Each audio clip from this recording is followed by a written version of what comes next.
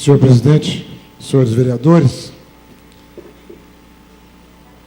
o tema que eu quero abordar hoje, presidente, é sobre o momento que nós estamos vivendo na nossa cidade e no nosso estado, essa conflagração que houve aqui agora do movimento estudantil e de juventude em relação às tarifas. Começou com a questão das tarifas e que agora apresentaram uma vasta pauta de reivindicações sobre transporte coletivo e mobilidade urbana de forma geral. Como eu sou fui militante sindical da década de 80 para cá, então tive uma história de participar de muitas oportunidades que tiveram semelhanças com essas que vimos agora recentemente aqui na nossa cidade. Inclusive tem aqui no plenário um companheiro que me acompanhava nessa época, Jeremias está ali, companheiro que já nos ajudou muito na luta do movimento sindical bancário. O vereador Juarez também participava nessa época lá como bancário do Banestes. E a gente teve muita oportunidade de conviver com situações de conflitos urbanos e que, vez ou outra, também era usada a força do Estado. E não tem como, numa sociedade como a nossa, num sistema como o nosso, não prever-se a atuação do Estado em situações de conflito.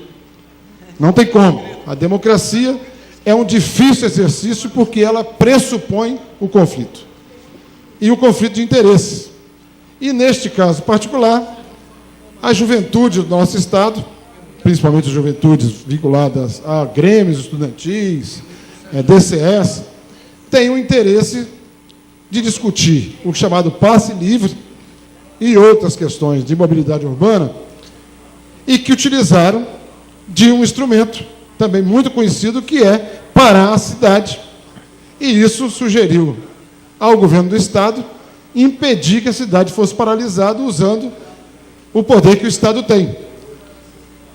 E quando usou o poder de Estado, que botou lá a PM, a polícia, para poder garantir o direito de vida da sociedade, quem foi fazer isso usou de força desmedida, acima do necessário, acima do ideal. E eu tenho certeza, absoluta certeza, porque também estive na mesma trincheira, nas lutas pela vida, com o governador Renato Casagrande e com o vice-governador Givaldo Vieira, que ambos não determinaram a violência e a insanidade do BME. Infelizmente, o que aconteceu foi isso, insanidade.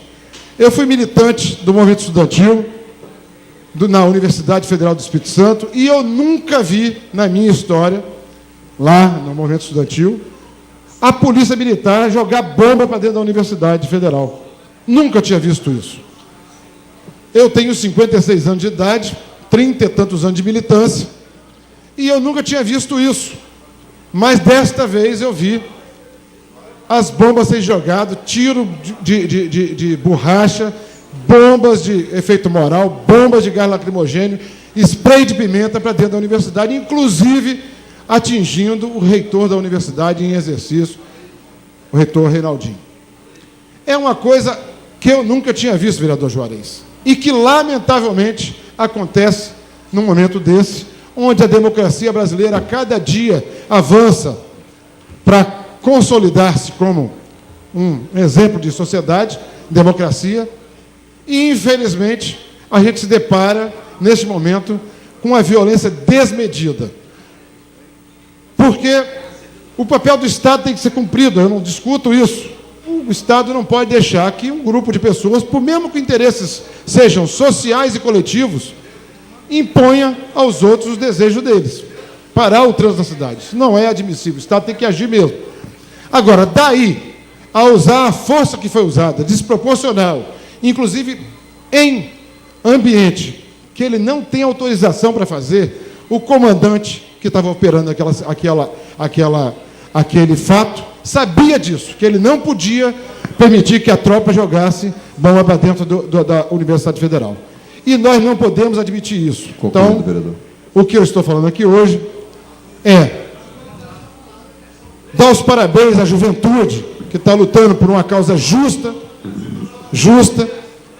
mas que ela entenda que o Estado tem limites e que tem que conviver com os limites.